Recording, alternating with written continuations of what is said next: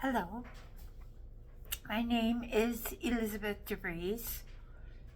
If you want to know more about me and my life, you can check me out on angelicmercy.com. I've worked for 40 years as a medium, a healer with animals, animal communicator, etc. But of late, I've done probably over 11,000 readings in my life now.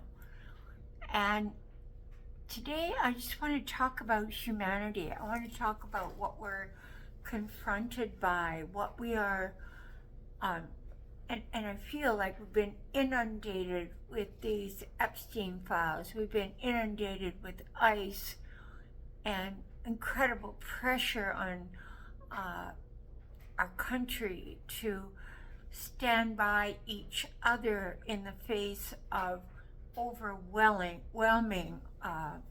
oppression and dissonance with the essence of our heart. Everything we've been observing around us has seemed so out of whack. When I try to give a reading or when I give a healing, I try to go to the core essence of what is pushing the behavior in that person, because out of seeing where that person is sitting at a level of vibration and a level of attitude to the world and to love and to wisdom and to purity and to integrity, we learn why the life is unfolding as it is. Now, obviously, in our lives, there's a level of destiny that is affecting us all. In other words, before we came into human form, we made certain contracts with people. We made contracts with our parents. We made contracts with people that could have been our children or our lover in another life. We have karmic obligations and debt, and also karmic retribution. And so when I look right now, I'm trying to see, well, why is it that all these wealthy billionaires have gotten this conglomeration of oligarchs have gotten into such a position of depravity and selfishness and intent that has destroyed the lives of thousands of people. And this has been going on since time immemorial. This is not a new thing. If you go back in history, if you study people in positions of power, go back to Nero's time, people in positions of unlimited, unchecked power did atrocious, appalling things. I mean, there's a saying that power corrupts and that absolute power corrupts absolutely. But I think we have to go beyond that. We have to say, well, why is it that people that get into those positions of such power go into such corrupt behavior?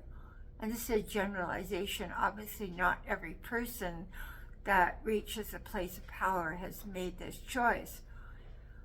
But I think we need to understand that at the core level, if you are driven to have power, if you are driven by the materialistic society of winning and gathering more and more money, and the greed for life, the greed for sex, the greed for control over others. It's beyond a sexuality. It's a control issue. So you say, well, what type of person, as a child, as they developed, what pushed them as children to take that path? What pushed them as they started to climb the ladders to greater and greater control over others? Why is it that some became so absolutely over the top? And I think you'll find that most leaders of that level of power and money were sociopaths as children, as teenagers, as young adults. There was a sociopathic quality. If you look at somebody like some of the people that are running our government right now, that there's no remorse. I mean, you know, it's somebody that would take a dog out at the age of 14 months and shoot it in the head and not kill it and then drag it somewhere else and kill it. That's a sociopathic nature. There's no, or our present leader, the capacity for cruelty, the capacity to separate people, the lack of, because sociopathic natures do not recognize the commonality of all of humanity.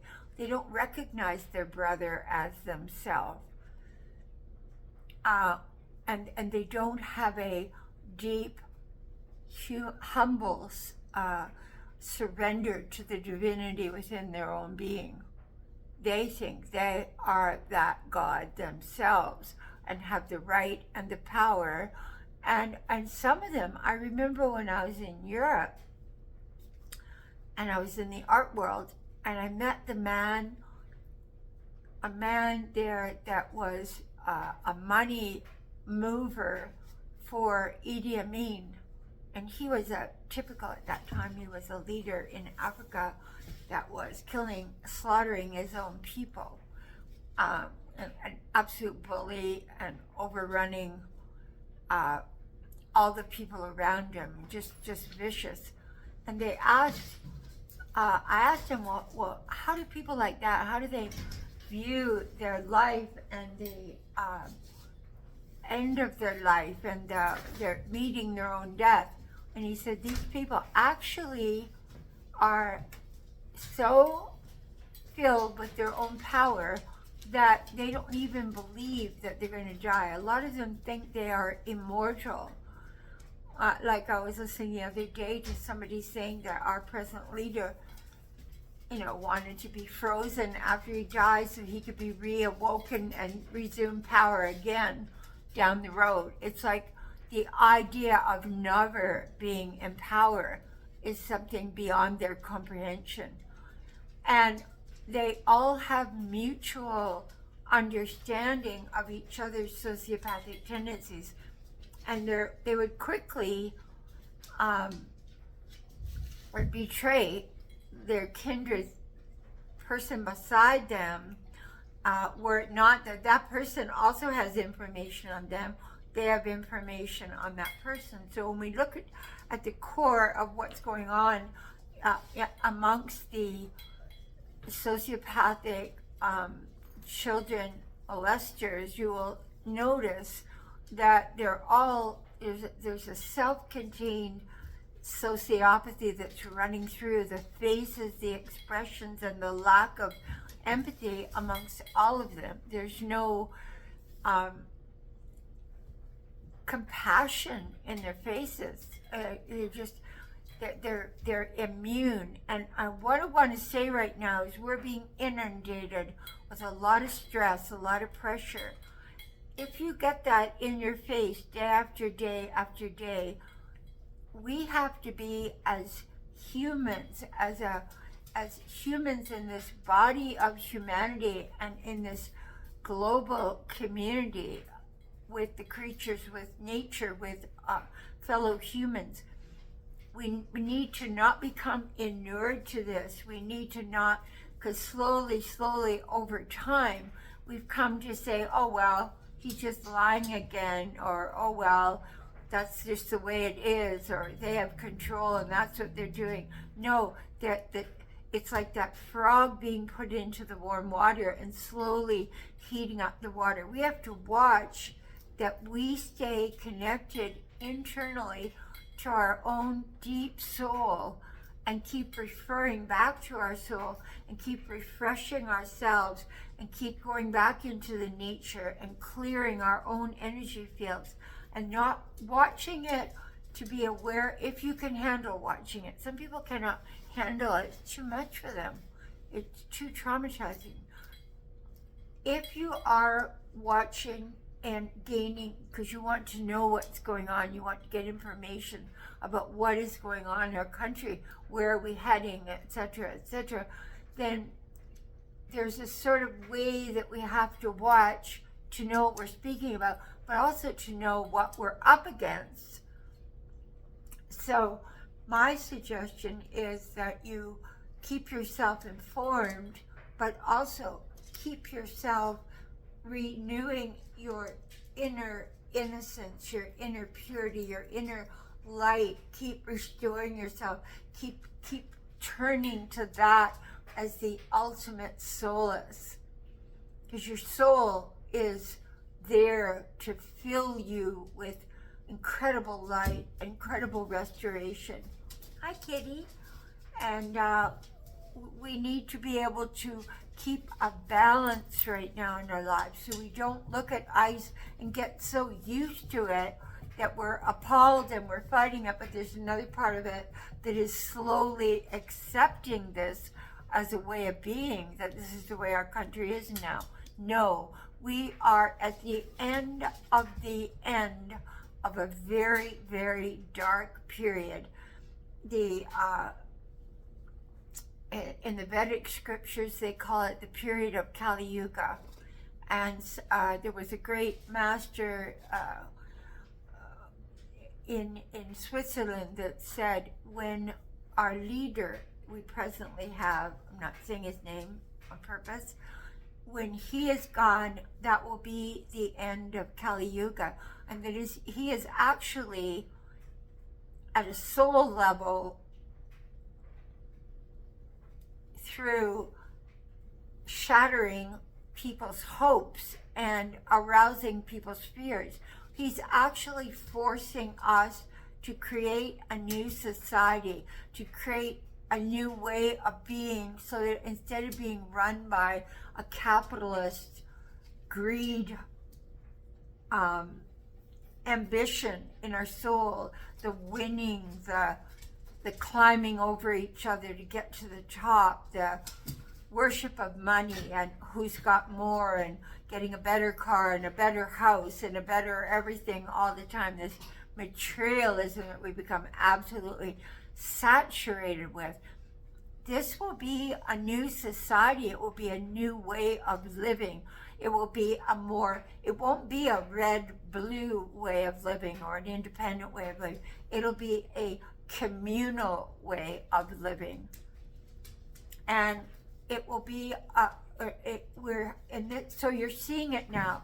You're seeing it when you look at Minneapolis and you see all the people in the streets. You don't know what party they belong to. You don't know if they're completely apolitical. You don't know if they're independent, Republican, Democrat. You know they are uniting together for the right, for a restoration of peace and harmony and non-judgment. And they've been just such an inspiration. We need to thank them. We need to send them immense prayers and light, that the courage they show to go out in this freezing, sub-zero temperatures and sing on the streets. What an inspiration. That to me, it just brings tears to my eyes to look at them. And we must stand up against these detention centers that are being pushed right now. And I notice even in the so-called red states, they're saying, no, we don't want that there. We don't want it in our little town, that you think you're giving us some great opportunity by buying a warehouse here. Because those are being set up as a cash cow. You fill them with people, they're privately owned, and then just like with the child degradation money is earned off it. And the money, it goes to the private oligarchs once again. It's all related to the materialistic society and increasing the power of the powerful. We need to stand up with all our heart and soul for each other. And the way I see the new society being, it will be that we return to more of a primordial understanding of humanity, where people lit a community fire and sat around it and shared food and looked after each other. And when somebody got older, they were there for them to support them. Or if somebody had a baby, everyone would help to look after the baby. We're entering a more, I don't even want to call it the new age, because to me, even the new age, a lot of that has been corrupted through false leaders saying namaste and we want peace and we want love. But if you look at their individual lives, a lot of their lives are not that sweet and kind. They're looking again for a form of power and control. As what do you want, darling? What would you like, sweet pie? This is my little Minnow. She came to say hi. She wanted to be in on it. Hey, where you go, darling? So we are moving into a period of understanding our own internal power that comes from our mighty soul, while at the same time recognizing that our brother is the same and comes from the same mighty soul, that we're not higher or lower, that we are all unique expressions of the divine force itself. So we all bring our individual gift to this earth, and it's a wonderful gift, and it's not top down looking after it's all of us looking after each other. I also feel, when I say primordial, I feel we're going to learn a lot from the indigenous peoples about looking after Mother Earth and about respecting her, and more about patience and less about needing so much. If you think about a lot of the North American Indians, when they killed the buffalo, they didn't kill 100 buffalo. They killed one buffalo, and they used they blessed the buffalo, and when they had its heart, they gave thanks to the buffalo. They had a sense of oneness with the buffalo, and they used every part of it. They used its hide, they used its meat, they used its horns, they used its hooves. They used every part. It wasn't done from greed. It was done from survival of their tribe, and then an appreciation, and and with the trees and the earth and the water and the air. It was such a different reverence and sense of the sacred. This is where we have gone way off. We just rape the soil and take plots of land or marshes where birds were breeding, and we just fill it with condominiums. And when I saw our president's comment to have his new society around him, that would be for no war and all that. But what were they going to do? Their whole premise of that was people putting in $500 million to be part of his group. And then they're making plans for building condominiums and skyscrapers in Gaza. What does that tell you? Terrific. So we have forgotten, man's inhumanity in man is at its peak. But I tell you, that peak of indiscriminate cruelty and lack of conscience and lack of integrity and lack of feeling that you are to be accountable for your life to your own soul. That's where I'm most accountable. My soul sent me out I'm still existing within my soul, but it sent me individually into this life. It's to my soul that I return, and to my soul that I review my life. So this idea of separation and isolation and separation are only good when you use that time of aloneness, solitariness, to restore yourself, to get in touch with your sacred part of your being. We will eventually return to honoring the sacred. And by the sacred, I mean everything that it was created, everything that is form of creation, everything that resonates. It's all part of us, just like our world. Gaia has her own individual vibration, which is sending out waves to the universe and to all the other planets. So my message today, I wanted to draw a card for where we're heading in February on that huge solar eclipse on February 17th. The sun and moon will be in Aquarius at 28 degrees, and it will be a huge eclipse. It will be total solar eclipse. It's going to affect the world. It's going to be the launching of a new direction. So get ready, hang on. It's going to be quite a ride. I just want to draw 3 cards for the end of this month and what's coming up.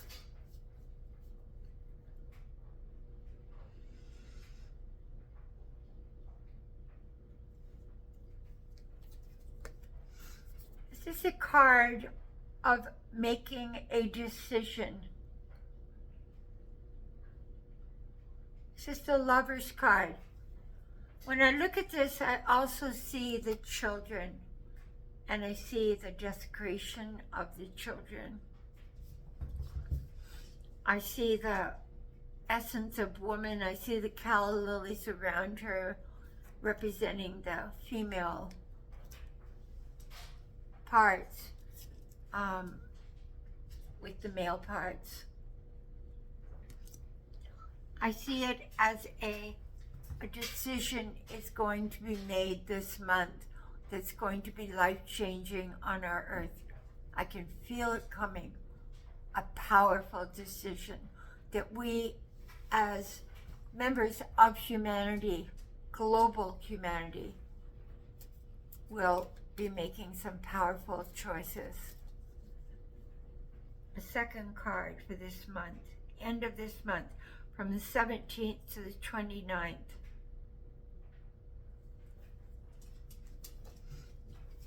Justice, courts, restoration of balance, rulership, the sword of truth, balancing the scales, and true justice. So, these are both major arcana. These are not lesser cards. There are only 22 major arcana in an 84 card deck. So when you get 2 in a row, that means you're in powerful times. I'm not waking you up to tell you that. So we're going to make a decision for justice. There's going to be a worldwide call for justice. You see it at the Olympics. You see the response to our country at the Olympics. You look at Gaza, more bombing in Gaza, considerations about Iran, ICE, pedophilia, all of it. We're going to make decisions about what do we do about that? Do we prosecute for that? Do we, how are we going to express justice in our society at this time? What decision will we make about justice? And here's the third and final card for the end of February.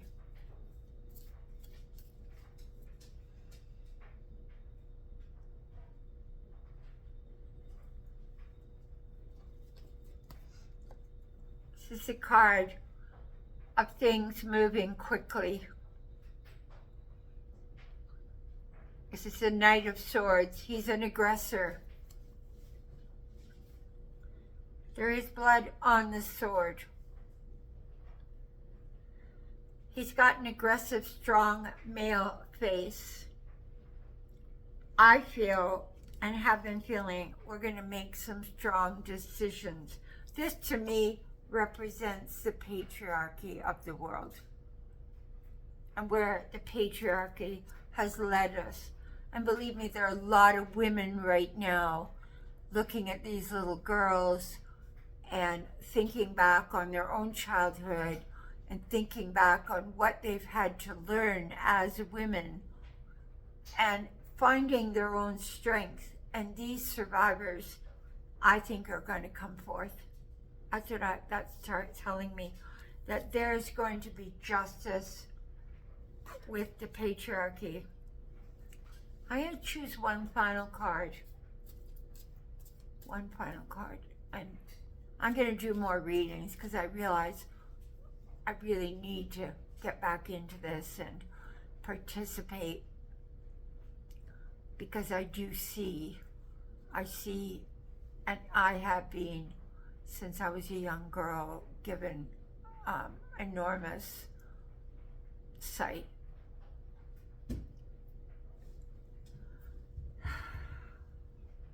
We all have a gift. I'm not saying my gift is greater than yours. I'm saying it was my gift and is my gift, and I honor that gift, and every time I use it again to help others, which I do every day in private readings, but I feel more globally now to get that out there. Final card for February. This is a nice positive card. It's saying, don't lose hope. The white dove of peace and love. She's arising out of the lotus being the flower of Scorpio. The lotus, if you look at a lotus pond, it's all muddy and dirty at the bottom. And then this lotus, the beautiful, amazing thing about the lotus, she doesn't just come to the surface of the water. She rises above the troubled waters, the dirty waters, the muddied waters, and she opens to the sun, and she's a very, very sacred flower. She's a flower that is, her petals are very delicate, they're very sensitive, they move a lot with the times. And to see the dove above it, the dove, the dove is one of my animal totems. I've had white doves come to me at several times in my life that I've cared for and then healed them and set them free again. The dove represents sacred motherhood. It's a mother card. It's a female card. Remember when the story of the flood and the dove came back carrying the olive branch? The dove it's saying, beyond all of this aggression of the male patriarchy, above the sexualization of children, above the aggression lies justice, and the pathway back to justice will be through our heart, through the female mother nurturing, but also the fierceness of the mother. Mother is not always soft and gentle. The mother can be a tigress. So I feel a lot of the female energy. I see the survivors coming forth and saying the names and exposing, because nobody in the justice system is bringing forth the full truth.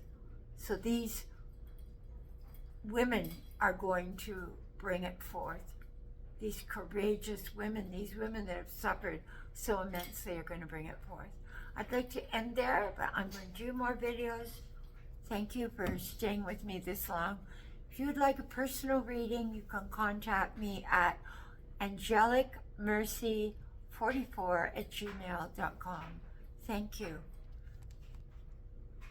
May we seek mercy in our hearts, but also we've got to stand by our integrity and the fierce force of Mother, and honor our blessed Mother Earth.